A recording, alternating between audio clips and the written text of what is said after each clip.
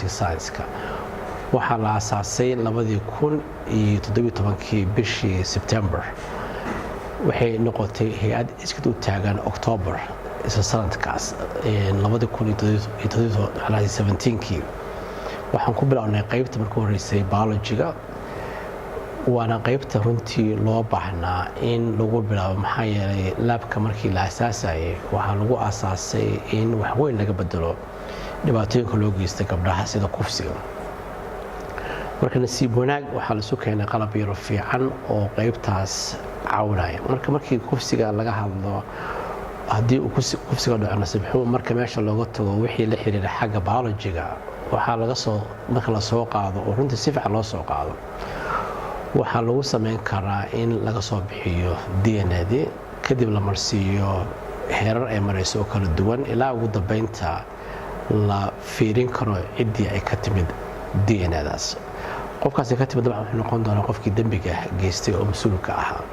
marka ujeedada ugu weyn ee lagu bilaabay waxay taas markii la bilaabayay 2017 in lagu sameeyo wixii la xalin karo xagga kufsiga sheekadii waxay haddana noqotay qaarkood kufsigii markuu dhacayay nasiib xumo in gabdhihii la sumeeyey waxay marka iyadana tustay inay jirto baahi la xiriirta xagga suntii ka misri inaan ku darno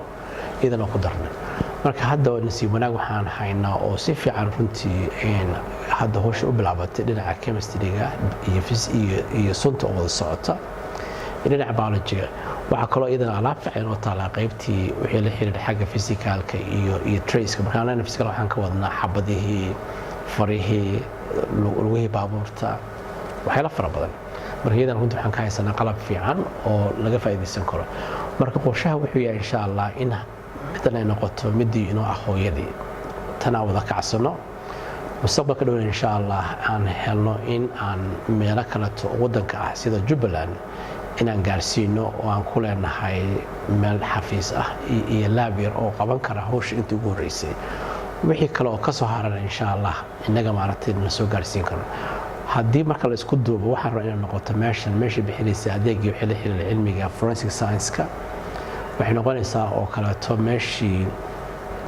loo soo dirayay cid walba oo shaqada ay khusayso si aan u siino tababaradii loo baahnaa iyo aqoontii loo baahnaa iyo ugu dambeynta inay noqoto meeshii loo soo dirayay wixii saambal ah oo hawsha qabanaysay haddii tan aan ku wada guulaysan inaan wada kicino insha Allah mustaqbalka ilaa duraale ka dhigo qorshaha wixii loo sheegay inaan ku balaaranno meelaha kale wadanka marka maanta imaatinkiina reer Jubbaland waad ku mahadsantihiin waxaan kaloo rabaa inaan ka faa'iidaysano fursadan iyada inaan salaan u dirno reer Jubbaland ugu horeeya madaxweynaha iyo mas'uuliyiinta kaleeto marka waxaan leenahay insha Allah meesha waa meeshii waa inaan kulligeen ka wada faa'iidaysanaa halkani waa hay'adii baarista sayniska oo lagu baarayo dhibaatooyinka dadka ay ku dhacaan khaas ahaan arrimaha la xiriira kufsiga iyo guud ahaan dambiyada dadka geystay lagu cadeyn lahaa waxaa ka muuqda mashiino wad aragtaan nagu dhakhtar ma lihin laakiin warbixinta dhakhtarka uu nasiiyey iyo warbixintii si u soconaysay waa barnaamij dhaxalgal ah insha Allah oo anfici doona Soomaaliya guud ahaan waxaan filayaa in ra'yigan dawladaha xil ay iska saaraan oo loo sameeyo xarumo ayna noqoto halkan xaruntii dhaxa oo waxa la oran jiray laga heli lahaa adeegii ballaarna marka bulshada Soomaaliyeed waxaan filayaa inay u tahay udub dhaxad ayna ka xalin karto dhibaatooyin fara badan waayo تعديده dhibaatooyinka dhaca waa wax caalamiyan ah maalin kasta way dhacayaan wadada looga bixilaa in la helana waa muhiim soo dhaweyntii iyo warbixintii dhakhtarka iyo dhakhaatiirta kale halkan joogta in siiyeen ayagana aad ayaan ugu mahadcelinaynaa waana barnaamij actually in la ballaariyo oo juhdi iyo waqti iyo waliba dhaqaale la geliyo u baahan aad iyo aad ayaan kaaga mahadcelinaynaa dhaktari hawshaane soo xilqaantay inaad waqti badan sii geliso gobolada gaarsiisanaa waxaas waa waajib insha Allah inaan sameeyno ilaa duraale ka dhigo